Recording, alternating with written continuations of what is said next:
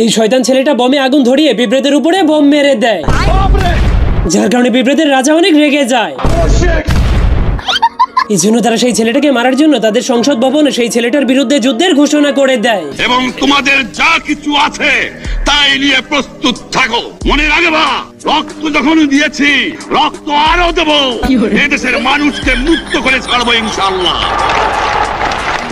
এরপর তারা তাদের সব সৈন্যদেরকে নিয়ে ছেলেটাকে আক্রমণ করার জন্য তার দিকে যেতে শুরু করে, কিন্তু তখন তারা দেখতে পায় শয়তান ছেলেটা তার ঘরের বাইরে পড়ে পড়ে ঘুমাচ্ছে। এই জন্য পিঁপড়াগুলো সেই সুযোগে তার বমগুলোকে চুরি করে তার বম দিয়ে তার উপরেই আক্রমণ করে দেয়।